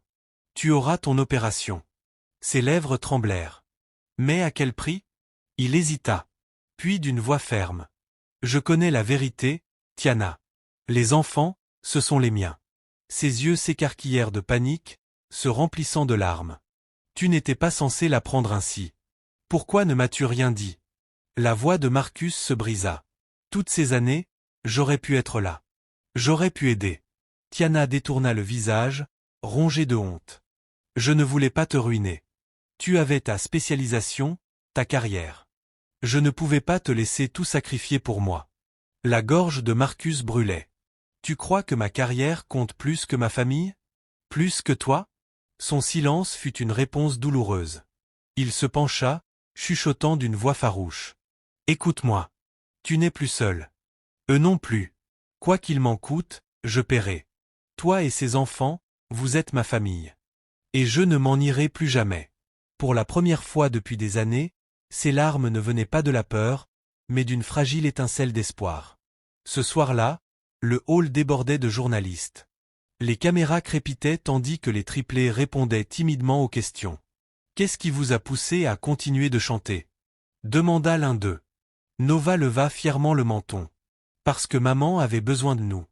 Et la musique rend la peur plus petite. » Un autre reporter s'accroupit à leur niveau. « Vous connaissez le docteur Marcus Reed » Nia s'illumina. « C'est notre ami. » Nico s'écria. « C'est comme notre papa. » Les journalistes s'exclamèrent, griffonnant frénétiquement. Ruby écarquilla les yeux, murmurant. « Seigneur, ces enfants vont encore faire exploser Internet. » À l'autre bout de la ville, Dr Collins claqua son ordinateur d'un geste rageur, jurant en entendant les journaux télévisés parler du vol des dons. « Ils sont sur nos traces », prévint son complice au téléphone. « Je m'en fiche », grogna Docteur. « Tant que j'ai l'argent, ils peuvent chanter jusqu'à s'en briser la voix. Ils n'en verront jamais un centime. » Mais dans ses tripes, il savait que la ville ne lâcherait pas tant que justice ne serait pas rendue. Et Marcus Reed, s'il le soupçonnait, ne s'arrêterait pas avant de l'exposer. Dans la salle du conseil, Bolton brandit un dossier avec triomphe. Nouveau développement. Les fonds ont disparu. Sans eux, ce dossier n'est plus viable financièrement. La voix de Madame Caldwell claqua, glaciale. Vous ne pouvez pas les pénaliser pour avoir été victimes d'une fraude. Regardez-moi faire, ricana Bolton. Et quand Reed essaiera de me défier, je révélerai qu'il est le père de ses enfants. Son conflit d'intérêts détruira sa crédibilité et sa licence. Il esquissa un sourire narquois, convaincu de sa victoire. Cette nuit-là, Marcus se tenait à la fenêtre de la chambre de Tiana, observant les nuages de la tempête s'estomper dans un crépuscule aux teintes violacées. Les enfants dormaient recroquevillés sur des chaises, Ruby veillant avec ses yeux farouches habituels. Il murmura à Tiana. « Demain, ils essaieront de tout nous prendre. Mais je ne les laisserai pas faire. Peu importe ce que Bolton tente, peu importe ce que Dr manigance, notre famille survivra. » La main de Tiana chercha la sienne. Sa voix était faible, mais ferme. « Alors il va falloir te battre comme jamais auparavant. » Dans le couloir, Alicia s'approchait à grands pas, le visage sombre. « Marcus, tu dois voir ça. » Elle lui tendit sa tablette. Sur l'écran, une alerte d'actualité s'affichait. Un administrateur d'hôpital sous le feu des critiques alors que des rumeurs de paternité se répandent. En dessous, une photo, Marcus agenouillé aux côtés des enfants, leur ressemblance indéniable.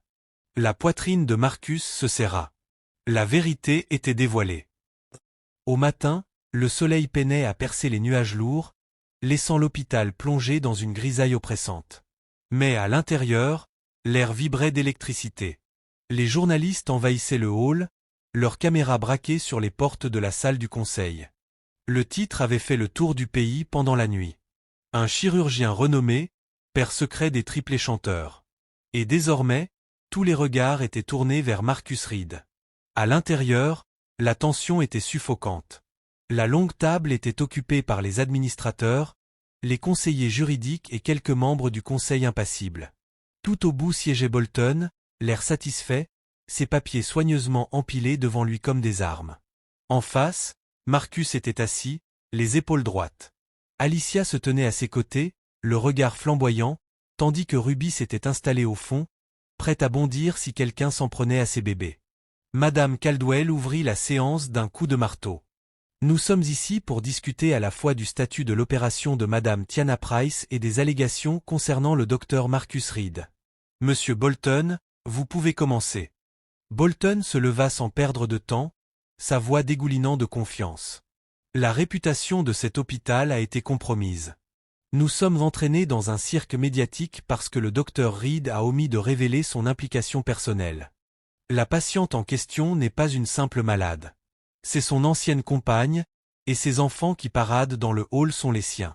C'est un conflit d'intérêts flagrant, une violation de l'éthique médicale. Je recommande que le docteur Reed soit immédiatement écarté de ce dossier, et que nous reconsidérions notre approbation de l'opération de Madame Price. Un murmure parcourut la salle.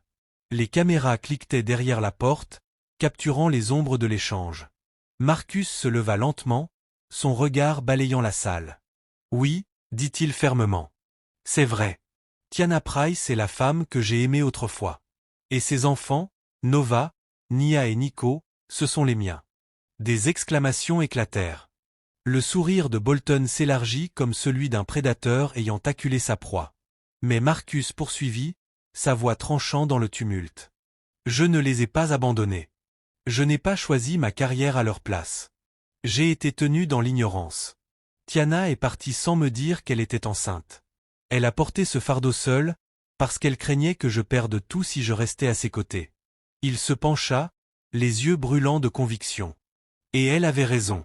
Parce qu'en me tenant ici aujourd'hui, je risque de tout perdre. Mais si sauver sa vie et reconnaître mes enfants me coûte ma carrière, qu'il en soit ainsi. Certaines choses valent plus qu'une réputation. Le silence tomba.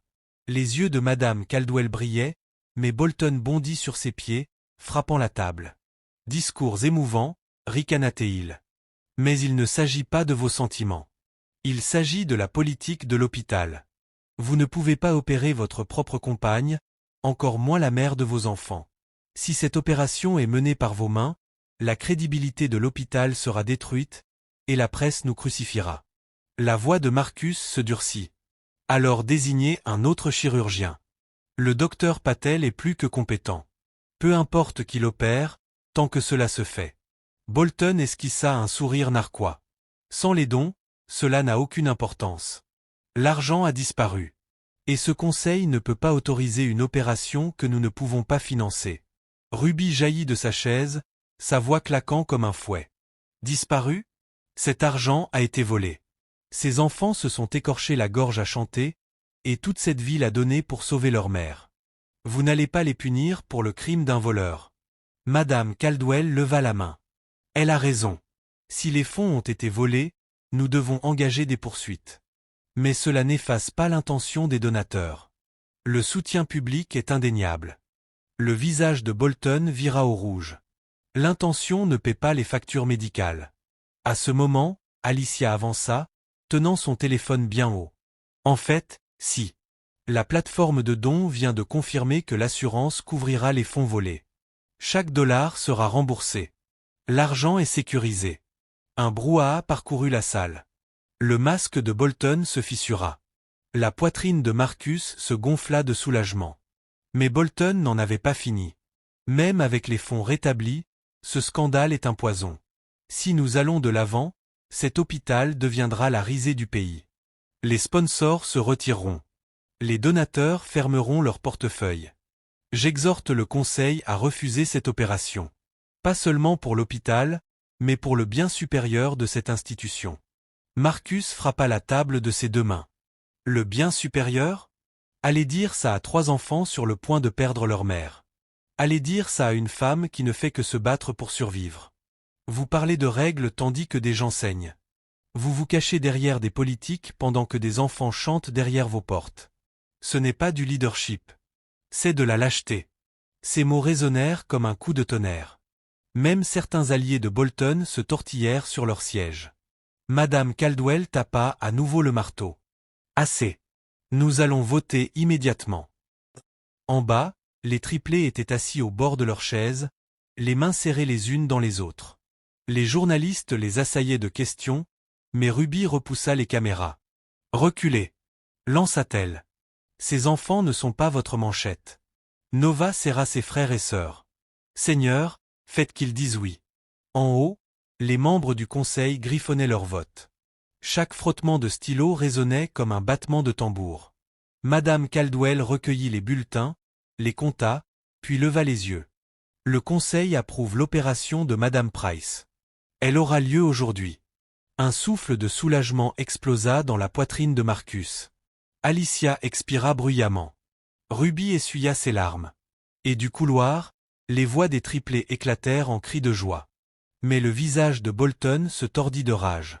Il se pencha vers Marcus, son murmure venimeux. Tu as peut-être gagné cette bataille, Reed. Mais d'ici ce soir, ton permis sera révoqué. Tu ne pratiqueras plus jamais la médecine. Dans le hall, les triplés bondirent dans les bras de Marcus, leurs petites voix s'entrecroisant. On a gagné? Maman va guérir maintenant? Marcus les serra fort, les yeux humides. Oui. Elle va avoir sa chance. Mais même en les tenant, il sentait le poids de la menace de Bolton. L'opération était approuvée, Mais la guerre était loin d'être terminée. Et à l'étage, tandis que Tiana était préparée pour la salle d'opération, son moniteur cardiaque hésita à nouveau, rappelant combien le temps lui était compté. La salle d'opération brillait sous des lumières stériles, contrastant avec les couloirs assombris par la tempête. Chaque surface étincelait, chaque instrument aligné comme une armée en formation. Pourtant, malgré l'ordre apparent, la tension était étouffante. Tiana reposait pâle sur la table, drapée de champs opératoires, sa poitrine se soulevant faiblement au rythme du ventilateur. Les infirmières s'activaient, ajustant les perfusions, vérifiant les moniteurs, échangeant des confirmations rapides. Marcus se tenait de l'autre côté de la vitre, calot en main, les yeux fixés sur la femme qu'il avait aimée. Il n'avait pas le droit de l'opérer. Bolton y avait veillé. Mais le docteur Sana Patel était une chirurgienne en qui il avait une confiance absolue. Elle croisa son regard à travers la vitre, ses yeux sereins semblant dire « Je m'en occupe ». Marcus inclina à peine la tête, même si sa poitrine brûlait d'impuissance. Dans la salle d'attente, les triplés s'agrippaient à Ruby, leur petit corps tremblant. « Est-ce que maman va se réveiller ?» murmura Nova. Ruby caressa leurs cheveux, sa voix ferme malgré le tremblement. « Votre maman est forte. Plus forte que cette tempête. Plus forte que le monde entier. Elle reviendra vers vous. » Alicia s'accroupit à leur hauteur. « Les chirurgies prennent du temps. Ça semblera durer une éternité. Mais la meilleure chose que vous puissiez faire, c'est continuer d'y croire. Elle en a besoin. » Alors, les enfants firent ce qu'ils savaient faire de mieux. Ils fermèrent les yeux et fredonnèrent Omagen, leur voix fragile emplissant la pièce d'une lueur d'espoir. Là-haut, Patel fit la première incision, sa voix calme mais assurée. Scalpel. L'instrument atterrit dans sa paume. Elle avançait avec précision, son équipe anticipant chaque mot.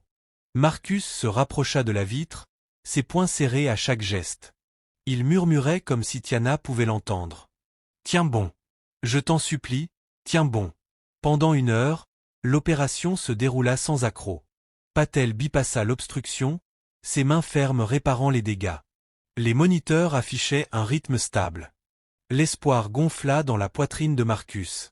Puis, sans avertissement, le cœur se plaligna. L'alarme perçante lacéra la salle. Les infirmières crièrent, se précipitant. La voix de Patel domina le chaos. « On la perd. Défibrillateur, vite !» Le souffle de Marcus se coupa. Sa vision se rétrécit. Il frappa la vitre, inondé de rage impuissante. « Allez, Tiana. Ne me fais pas ça. » À l'intérieur, Patel appliqua les palettes. « Décharge. » Le corps de Tiana se contracta violemment. « Rien. Encore. » Nouvelle secousse. Toujours rien. Les ongles de Marcus s'enfoncèrent dans ses paumes. Chaque seconde s'étirait en éternité. En bas, les triplés cessèrent soudain de chanter, des frissons courant dans leur dos. Les yeux de Nia s'écarquillèrent. Quelque chose ne va pas. Je le sens. Les mains de Nova tremblaient en agrippant le bras de Ruby. On doit chanter plus fort. Elle a besoin de nous. Alors ils se levèrent, leur voix rauque mais indomptable, donnant tout ce qui leur restait. Omagen résonna dans le hall, remonta les escaliers, s'insinua dans les conduits, inondant l'hôpital comme une prière vivante. Les patients et les visiteurs se joignirent au chant, leurs voix s'élevant en un chœur. Le personnel fit une pause dans son travail, fredonnant la mélodie sous leur souffle. En quelques minutes, l'hôpital tout entier devint une cathédrale de sons. Chaque voix se mêlait dans une supplique désespérée. Dans le bloc opératoire, Patel choqua Tiana pour la 3e fois. Le moniteur vacilla, puis se stabilisa, un faible bip, un battement de cœur. Patel expira, le soulagement illuminant son visage. Nous l'avons. Stabilisez-la et continuez. Les genoux de Marcus faillirent fléchir. Il posa son front contre la vitre, murmurant « Merci ». L'équipe travailla avec acharnement, réparant, suturant, restaurant. 1 autre heure passa, tendue mais régulière. Enfin, Patel retira ses gants, la voix calme mais triomphante. Elle est stable, chirurgie terminée. Marcus s'affaissa contre le mur, les larmes brûlant ses yeux. Pour la première fois depuis des jours, il se permit de respirer. Quelques heures plus tard, Tiana fut transportée en salle de réveil, pâle et vivante. Marcus la suivit de près, sa main effleurant la sienne alors que les infirmières la plaçaient sur un lit. Ses paupières frémirent, à peine ouvertes, juste assez pour le voir. « Tu es resté » murmura-t-elle, la voix fragile. « Toujours » répondit-il, la gorge serrée. « Et je ne partirai plus jamais. » Une larme solitaire glissa sur sa joue alors que ses yeux se fermaient pour dormir. En bas, Marcus apparut dans la salle d'attente, toujours en tenue d'opération, l'épuisement marqué sur chaque ligne de son visage. Les triplés se précipitèrent vers lui, leurs voix s'entrechoquant. « Elle va bien ? Elle s'est réveillée ? On peut la voir ?» Marcus s'accroupit, les prenant tous dans ses bras. Sa voix se brisa en disant « Elle a survécu. Votre maman est vivante. » Les enfants sanglotèrent contre sa poitrine, un soulagement coulait d'eux comme une pluie après la sécheresse. Ruby essuya ses yeux avec force, murmurant « Merci, Jésus !» La salle d'attente éclata en larmes alors que la nouvelle se répandait. Des inconnus s'embrassaient, les infirmières applaudissaient, des patients en fauteuil roulant se rapprochaient pour rejoindre la célébration. Pendant un instant, on aurait dit que tout l'hôpital avait été guéri. Mais tout le monde ne se réjouissait pas. Dans son bureau, Bolton fulminait, fixant les titres qui défilaient sur son écran. La mère des triplés sauvée par une chirurgie d'urgence. Dr Reed soutient sa famille malgré le scandale. Il frappa du poing sur le bureau. Cela aurait dû l'enterrer. Au lieu de cela, il l'avait transformé en héros. Son assistant se tortilla nerveusement. « Que comptez-vous faire maintenant ?» Les yeux de Bolton se plissèrent. Il croit que c'est terminé. Ce n'est pas le cas. Si je ne peux pas le battre par la politique, je le ferai par le scandale. Il sortit un dossier épais de papiers et de photos. À l'intérieur, des documents que Marcus avait oubliés depuis longtemps. D'anciens dossiers de sa résidence, des erreurs qu'il avait corrigées des années auparavant. Les lèvres de Bolton s'étirèrent en un sourire cruel. Tout le monde a des squelettes dans le placard. Il est temps que les siens soient exposés. Pendant ce temps, de l'autre côté de la ville, Dr Collins était assis dans un motel bon marché. Des piles d'argent sur le lit. Il feuilletait les billets, un large sourire aux lèvres. Tout le monde célèbre, et je suis le seul à gagner. Mais un coup sec fit vibrer la porte. Docteur se figea. Un autre coup, plus fort cette fois. Police d'Atlanta, ouvrez. Son sourire disparut. Il balaya l'ordinateur, les cartes SIM et l'argent, peignant la fenêtre arrière. Il poussa son épaule. Le cadre gronda, la serrure avant tourna avec un clic. 2 policiers entrèrent, calmes, professionnels, déçus. Dr Collins. Docteur hésita une fraction de seconde, puis s'élança. Son épaule heurta la vitre, la baie explosa en éclats. Il passa une jambe avant que l'agent le plus proche ne lui attrape la cheville et le replie au sol comme un mauvais tour de cartes. Les mains derrière le dos. Le métal s'empara de ses poignets. Le sac d'ordinateur tomba du lit, répandant un rouleau de reçus comme une confession. Quelque part dans la ville, 3 enfants de 7 ans bâillaient dans le cou de leur mère. En sécurité. À midi, le hall ressemblait à un centre communautaire après un service dominical. Fans de chœur agitant les mains, poussettes, déambulateurs, infirmières tenant encore leur café comme une communion, caméras alignées sur le mur du fond, lumière rouge clignotante. Les triplés se tenaient entre Alicia et Miss Ruby, coiffés et propres, timides mais fiers. La chaise roulante de Tiana était stabilisée avec soin, en évitant les perfusions et bandages. Le docteur Patel se tenait près des infirmières, bras croisés, se permettant enfin un sourire. Madame Caldwell s'avança au petit podium, vêtue d'un costume simple, avec l'expression d'une femme qui n'a plus besoin de demander la permission à des hommes inférieurs. Bonnes gens d'Atlanta, commença-t-elle, la voix portée comme un cantique. Cet hôpital a été témoin de quelque chose que je n'oublierai jamais. Pendant une panne de courant, alors qu'une tempête menaçait de nous couper le souffle, 3 enfants nous ont redonné notre voix. Elle désigna les triplés. Le hall répondit par des acclamations qui firent trembler les vitres. Caldwell leva la main pour le silence. Nous faisons face à des vérités difficiles aujourd'hui. Les soins de santé peuvent humilier ceux qu'ils devraient servir. La politique peut devenir de la cruauté si nous cessons de voir les visages. Mais aujourd'hui, nous choisissons la compassion comme politique. Elle se tourna, fixant la rangée d'administrateurs comme on épingle des papillons. Avec effet immédiat, Grady Crest Medical établit le fonds de soins communautaires, dédié aux cas d'urgence pour les familles non assurées, financé par un don jumelé de nos mécènes institutionnels et nommé en l'honneur de la femme qui n'a jamais quitté le côté de ses enfants. Elle sourit vers l'avant. Le Ruby Johnson Community Care Fund. Le hall explosa de joie. Miss Ruby, qui n'avait jamais pleuré en public, porta la main à sa bouche et se brisa. Les triplés s'agrippèrent à ses coudes et bondirent comme des moineaux. Caldwell attendit, puis continua. Ensuite, le vol tenté des dons destinés à Miss Tiana Price. Ces fonds ont été restitués et sécurisés. En partenariat avec la police d'Atlanta, APD, et la plateforme, nous poursuivrons tous les recours légaux pour récupérer l'argent volé et prévenir toute fraude future. Aux donateurs, vos dollars feront ce que vous aviez prévu, sauver des vies. Les flashs crépitaient dans l'air. Caldwell hocha la tête une fois, puis redressa les épaules. Enfin, le personnel, commença-t-elle. Ces derniers jours, des échecs de leadership ont sapé notre mission et mis en péril la confiance. À compter de cet après-midi, M. Bolton est placé en congé administratif en attendant l'enquête sur sa conduite lors des opérations d'urgence. Un souffle d'étonnement traversa la rangée des administrateurs. Caldwell ne broncha pas. Nous allons reconstruire la culture ici avec responsabilité, et non par la peur. Elle fit un pas en arrière.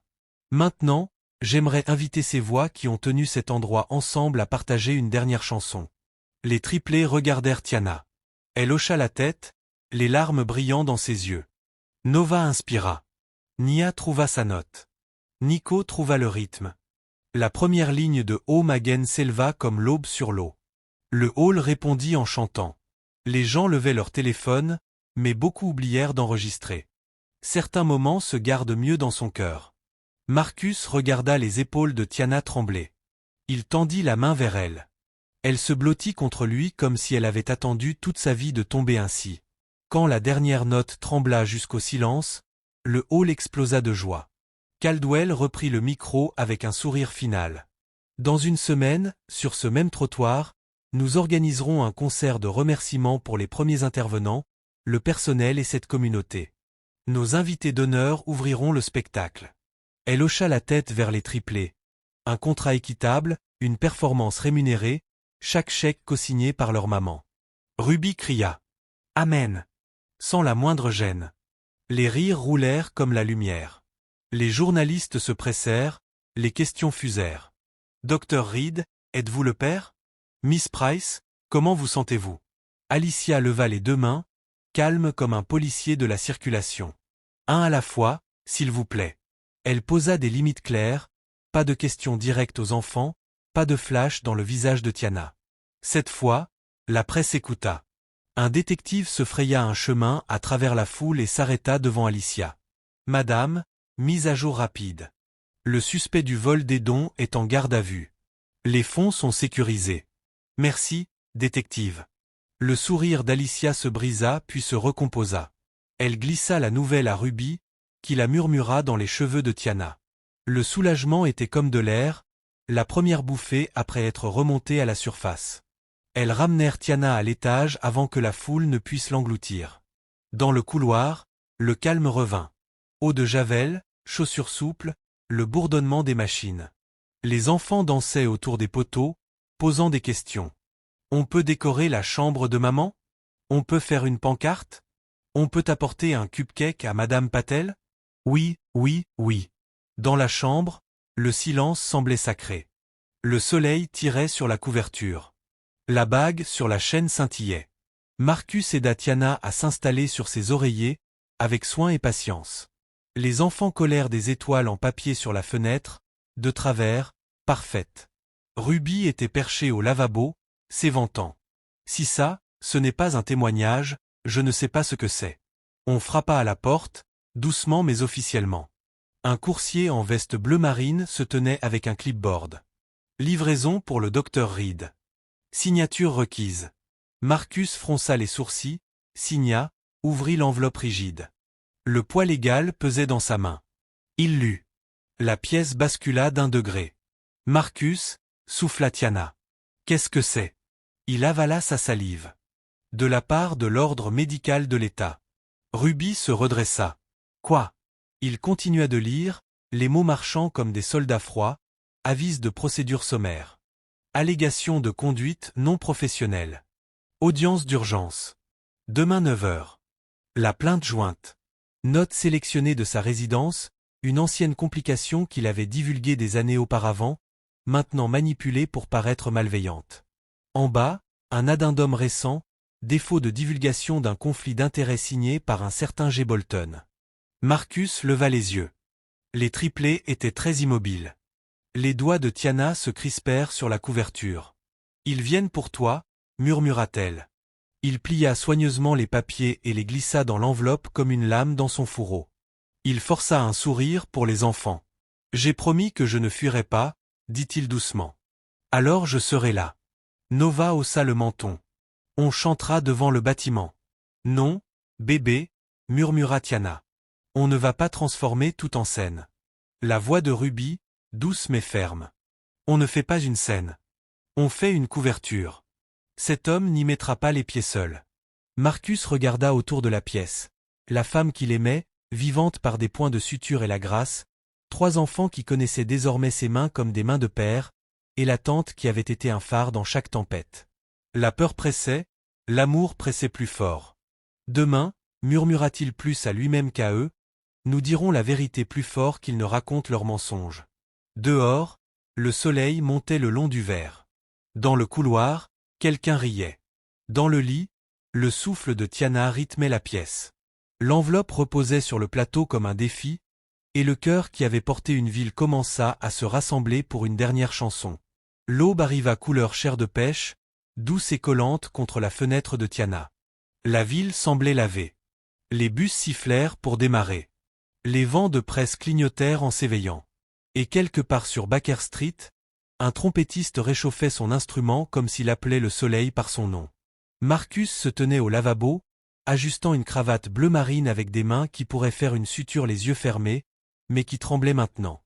L'enveloppe de l'ordre médical reposait sur le plateau à côté du lit comme un défi. Miss Ruby arrangeait les cols des triplés. Petite chemise blanche, petites chaussures noires, petites mains frappant des rythmes discrets pour ne pas se laisser emporter par le stress. Tiana les observait tous, appuyée sur ses oreillers, le teint revenu dans ses joues. Elle leva la main vers son cou, saisit la chaîne avec la petite bague en argent et la tendit. « Prenez-la » murmura-t-elle. « Emportez-moi avec vous. » Il se pencha pour qu'elle puisse l'attacher autour de son cou. Le métal froid effleura sa peau. Cela ressemblait à une promesse qui connaissait son pouls par cœur. « Je reviendrai, » dit-il, en essayant de faire sembler ça facile. Nova s'avança, solennelle comme une diaconesse. « S'ils sont méchants, regardez-nous, » ordonna-t-elle. « Nous serons dehors, devant le bâtiment. Nous ferons briller ton courage. » Il sourit, quelque chose de doux se fissurant dans sa poitrine. Marché conclu. Le bâtiment de l'ordre médical de l'État était fait de pierre et de verre, avec trop d'écho. Dehors, une foule se rassembla, comme un dimanche un mardi. Des infirmières en blouse, des employés de cafétéria avec des cafés, des tantes avec leurs chapeaux d'église, des oncles avec des casquettes de Falcon, et une chorale de jeunes de New Hope avec leurs partitions prêtes. Les caméras restaient en périphérie mais à distance, comme si ce n'était pas un scandale mais un service. Les triplés se tenaient en première ligne avec Miss Ruby et Alicia. Un petit panneau peint à la main était appuyé contre un bac à fleurs, « Nous chantons la vérité ». Un autre, en lettres tremblantes de Nico, « Que de bons médecins continuent de soigner ». À 9 heures précises, les portes engloutirent Marcus et le docteur Patel. À l'intérieur, la salle du conseil sentait légèrement le citron et le papier. 7 membres faisaient face à Marcus et Patel autour d'une longue table en chêne. La présidente, une femme aux cheveux argentés et à la colonne droite, leur fit signe de s'asseoir. « Nous apprécions votre présence, docteur Reed », commença-t-elle. « Ceci est une procédure sommaire concernant des allégations de conduite non professionnelle, y compris des conflits d'intérêts non divulgués. » Bolton était là, au bord de la pièce, bras croisés, un sourire bruneux sur la bouche. Il ne parla pas. Il n'en avait pas besoin. Sa signature brillait dans le dossier de plainte comme une empreinte grasse. La présidente croisa les mains. « Commençons par votre déclaration. » Marcus se leva. Il ne regarda pas Bolton. Il fixa les membres un par un, comme s'il racontait une histoire autour d'un café de cuisine. J'ai divulgué ma relation passée avec Miss Price dès que j'ai su que la patiente était elle. Dès que la paternité est devenue probable, je me suis récusé de l'opération. Le docteur Patel a dirigé l'intervention. Je soutenais depuis le couloir, comme tout médecin le ferait pour tout patient. Mon erreur a été de ne pas anticiper à quelle vitesse passé et présent se heurterait. Mon devoir a toujours été et reste le soin des patients. Parfois, ce devoir exige de se retirer. Parfois, il exige de se lever. Une membre au regard bienveillant inclina la tête. Et les enfants? Oui, dit Marcus. Il sentit la bague froide contre sa poitrine. Ils sont à moi. Je l'ai appris grâce à un résultat de laboratoire il y a 48 heures. J'ai l'intention d'être leur père de toutes les manières que la loi et l'amour permettent. Les stylos s'arrêtèrent. Quelqu'un toussa. Le sourire de Bolton s'amincit. La présidente hocha la tête. Docteur Patel. Patel se leva, colonne droite comme du fer. Le docteur Reed n'a pas touché un scalpel lors de l'opération de Miss Price. Il n'a prescrit aucun médicament, n'a posé aucune ligne, n'a même pas respiré sur le champ stérile. Il a plaidé comme un être humain, pas comme un chirurgien, quand la bureaucratie menaçait de transformer une femme en simple code de facturation. Si cela est non professionnel, alors la compassion a été mal classée comme inconduite. Un petit murmure s'échappa quelque part dans la salle, un feu vert déguisé en raclement de gorge. Alicia fut la suivante. Elle posa sur la table email, horodatage et confirmation bancaire comme des partitions.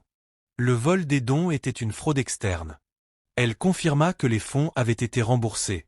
Un officier de police avait un suspect en garde à vue, tentant de relier ce crime au docteur Reed. Ce dernier était soit innocent, soit victime de malveillance. La présidente jeta un coup d'œil à l'encadrement de la porte où un détective en civil leva la main. Détective Règne, APD. Nous avons arrêté un certain docteur Collins ce matin aux Cascadines. Multiples chefs d'accusation de fraude électronique et de vol par tromperie. Il parle. Aucun élément ne relie cet acte à l'hôpital ou au docteur Reed. Reed resta silencieux, posé comme la poussière. Enfin, Mrs. Caldwell s'avança, bien qu'elle ne fût pas à l'ordre du jour.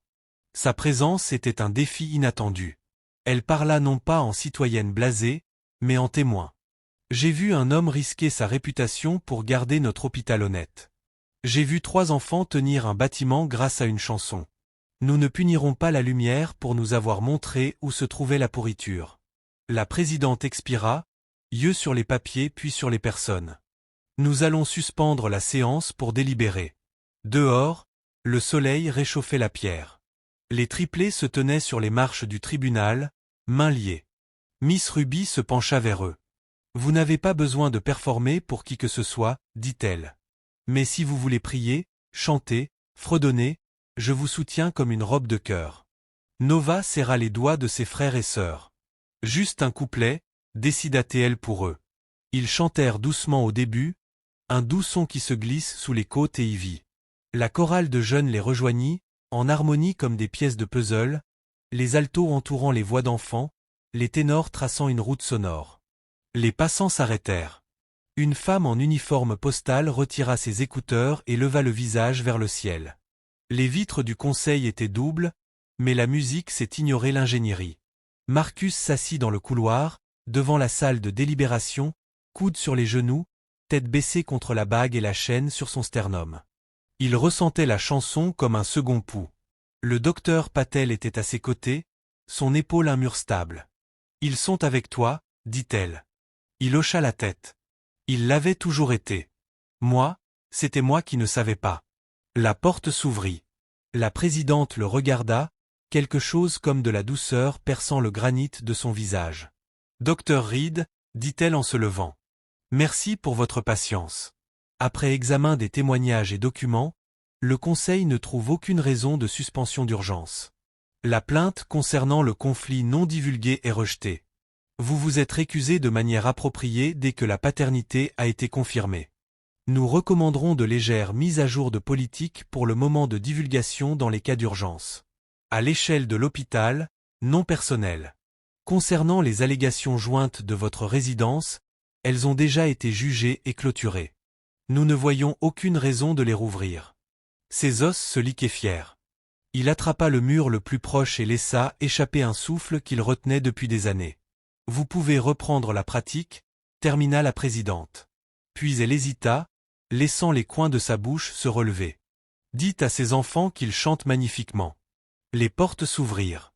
Les caméras crépitèrent, mais personne ne se précipita vers eux. La foule semblait savoir que cela appartenait d'abord à la famille. Les triplés lisaient son visage comme le soleil à travers la pluie. Nico craqua le premier, partant en sprint qui se termina par un choc sur ses genoux. « Ça va ?» demanda-t-il. « Ça va » rit Marcus, rassemblant les trois comme si ses bras avaient enfin trouvé le travail pour lequel ils étaient faits. « On va bien » ajouta Miss Ruby en le frappant légèrement sur les épaules d'un geste mêlant fierté, avertissement et amour. « Je savais » renifla-t-elle. « Maintenant, allez chercher votre femme et vos bébés à la maison. »« D'abord, » dit Alicia, essoufflée par la joie et l'organisation, « nous avons un concert à mettre en place. » En fin d'après-midi, le trottoir devant l'hôpital se transforma en fête de quartier. Des camions de nourriture fumaient, des tout-petits gambadaient, des infirmières dansaient avec des patients en fauteuil roulant. La chorale de jeunes se plaça le long de la scène temporaire. Une bannière traversait l'entrée. « Merci, Atlanta ». Sous de plus petites lettres, Ruby Johnson Community Care Fund jour du lancement. Mrs. Caldwell ouvrit l'événement avec un bref discours percutant sur la politique avec cœur.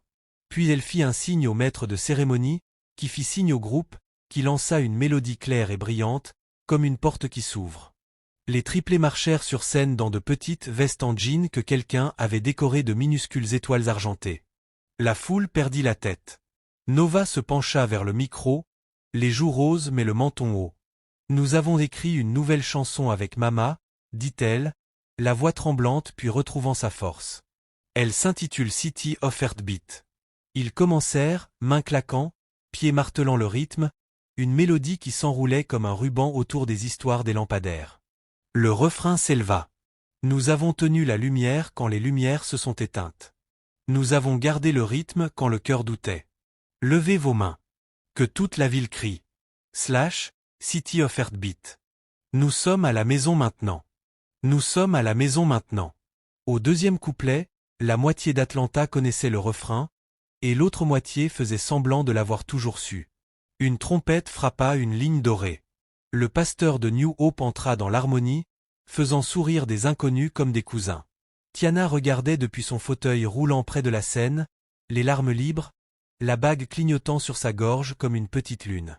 Quand le dernier accord trembla dans la soirée, Marcus prit le micro, la foule s'abaissant dans un silence respectueux autour de sa voix. « Vous avez sauvé ma famille, » dit-il simplement. « Vous avez sauvé ma ville. Merci aux infirmières, aides, concierges, employés de cafétéria, sécurité, ambulanciers, médecins, à tous ceux dont le bon travail ne fait pas les gros titres mais maintient les cœurs en vie. Merci, Mrs. Caldwell. Merci, Miss Ruby, et aux 3 petites personnes qui m'ont appris à quoi ressemble le courage. » Il s'agenouilla alors, sans spectacle, juste humain, ses yeux au niveau des 3 pères qui le regardaient. « J'ai manqué vos premiers pas, » dit-il, la voix brisée. « Je ne manquerai plus jamais rien. Si ça va pour votre maman, puis-je être votre papa ?» 3 têtes hochèrent si fort que leurs cheveux rebondirent. Ils le frappèrent comme la joie. Le rire secoua la scène. Quelqu'un cria. Moins de paroles. Un autre hurla. Exactement. Il se leva et se tourna vers Tiana. Le monde se tut, comme il le fait pour les moments importants. J'ai mis une bague sur une chaîne parce que je ne voulais pas demander l'éternité alors que tu te battais pour aujourd'hui, dit-il. Mais aujourd'hui est là et je veux tous tes lendemains. Pas parce que tu as besoin d'être sauvé, mais parce que tu m'as sauvé. Il fit glisser la bague de la chaîne, main maintenant stable, et l'offrit non comme un spectacle, non comme un paiement, mais comme une réponse à une question que la vie leur posait depuis des années. Épouse-moi, Tiana Price. Prends mon nom, garde le tien ou invente-en un. Nous répondrons à tout temps que cela signifie maison. Tiana rit à travers des larmes qui ne voulaient pas s'arrêter. Tu as appris à parler joliment pendant que je dormais, taquina-t-elle, la voix tremblante. Oui, Le bruit qui s'éleva de ce trottoir aurait pu faire sauter des tuiles à 2 pâtés de maison. Miss Ruby pleura comme un Alléluia. Dr Patel s'essuya les yeux et fit semblant que c'était de la poussière. Alicia hurla si fort qu'un pigeon s'envola du haut vent. Marcus fit glisser la bague sur le doigt de Tiana. Elle semblait juste à sa place, comme si la main avait attendu tout ce temps et savait où la poser. Le groupe trouva la bonne tonalité sans qu'aucun mot ne soit dit, et O'Magen gonfla une dernière fois, non plus désespéré, mais joyeux. La différence entre supplier et appartenir. Les gens chantaient avec toute leur côte. Les fenêtres de l'hôpital captèrent le son et le renvoyèrent. Alors que le crépuscule s'effaçait dans la nuit, des bougies vacillaient sur les écrans de téléphone comme des lucioles. Les triplés se blottirent contre leur mère, elle contre leur père, et lui contre une ville qui avait décidé d'être meilleure que son pire jour. Plus tard, quand les camions de nourriture se rangèrent et que les techniciens enroulèrent les câbles comme des serpents endormis, quand les caméras rentrèrent et que le trottoir sentait le sucre et la pluie, la famille monta dans l'ascenseur dans une bulle de calme. La bague scintilla. La chaîne reposait ouverte sur le plateau de chevet. Travail accompli. Dans la pénombre, Tiana toucha la joue de Marcus. « On y est arrivé », dit-elle. Il embrassa ses jointures, puis le front de chaque enfant. « On y est arrivé ». Miss Ruby éteignit les lumières du plafond et laissa la lampe vibrer doucement. « Reposez-vous, bébé », dit-elle, voix comme une couverture. Demain a sa propre chanson. La ville expira, les sirènes s'adoucirent. Quelque part, l'homme à la trompette jouait une ligne lente et satisfaite qui s'enroulait autour de l'hôpital comme un bras. Dans la chambre, les moniteurs gardèrent le rythme. 3 petits battements de cœur s'assoupissaient en 4 temps sous le souffle d'une mère et la promesse d'un père. Et Atlanta, réparée, fredonnante, nouvellement consciente de son propre rythme, apprit les paroles d'un refrain qu'elle chanterait longtemps, longtemps. Voici la fin de l'histoire. Si j'ai pu illuminer ta journée, commente. Monsieur, vous avez illuminé ma journée.